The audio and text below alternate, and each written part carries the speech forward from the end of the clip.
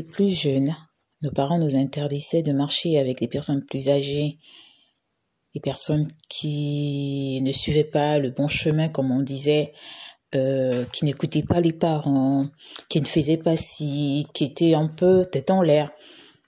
Et nous, on se disait que c'était pour nous emmerder. Mais quand on devient mère, quand on devient parent, on se rend compte que nos parents n'avaient pas tort. Aujourd'hui, ce message s'adresse aux jeunes.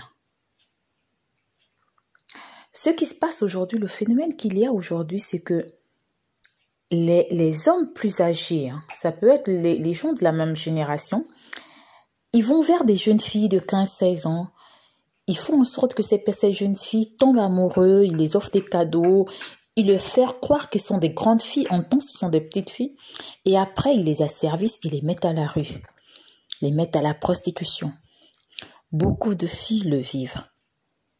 Beaucoup de jeunes filles le vivent et elles finissent dans la rue, elles fuguent parce que pour elles, à la maison, on ne les laisse pas respirer.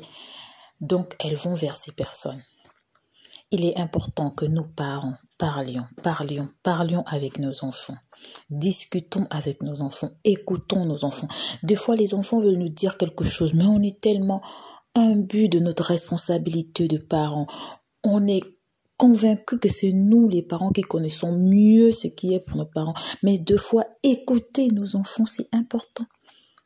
Les écouter, savoir ce qu'ils veulent, pourquoi, discuter avec eux, les accompagner, faire tout pour connaître leurs amis.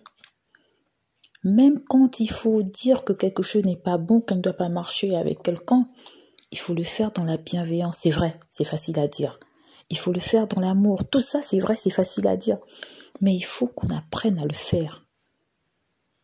Aujourd'hui, avec l'avènement d'Internet, des réseaux sociaux, les enfants sont en danger. De tous les sexes, je ne parle pas seulement des filles. De tous les sexes. De tous les sexes. Il faut qu'on protège nos enfants. Surtout des réseaux sociaux. Surtout de cela. Surtout de cela. Avec tout ce qui se passe, un enfant à 8 ans, à 9 ans, il a un téléphone à lui personnel. Il reçoit le téléphone à 8 heures. Il reçoit le téléphone en mangeant. Il faut qu'on établisse des règles. Pas de téléphone à table. Téléphone jusqu'à telle heure. Il y a un coup-feu pour le téléphone. Si on commence plus tôt, quand les enfants grandissent, peut-être, il faut qu'ils comprennent pourquoi c'est fait. Lorsqu'un enfant ne comprend pas pourquoi c'est fait, pourquoi cette règle est établie, c'est la débandade. C'est la débandade. Il faut qu'on discute avec les enfants. Il faut qu'on parle avec les enfants. Il y a beaucoup de choses qui se passent maintenant. Et les enfants ne viennent plus vers les parents pour en parler. Ils vont en parler à d'autres personnes ou alors ils n'en parlent pas. Nos enfants. Ce sont nos enfants. La même chose que nos parents nous disaient. Aujourd'hui, on se rend compte qu'ils n'avaient pas tort. Et à cette époque, non. Il n'y avait pas tout ça aujourd'hui. Il n'y avait pas des réseaux sociaux, il n'y avait pas Internet. Mais aujourd'hui, c'est encore plus grave.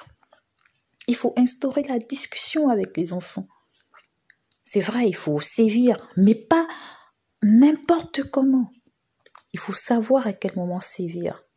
Oui, moi qui vous parle, c'est vrai, je le fais peut-être pas. Je le fais peut-être pas comme je le dis, mais j'essaie de le faire, de l'appliquer. C'est important.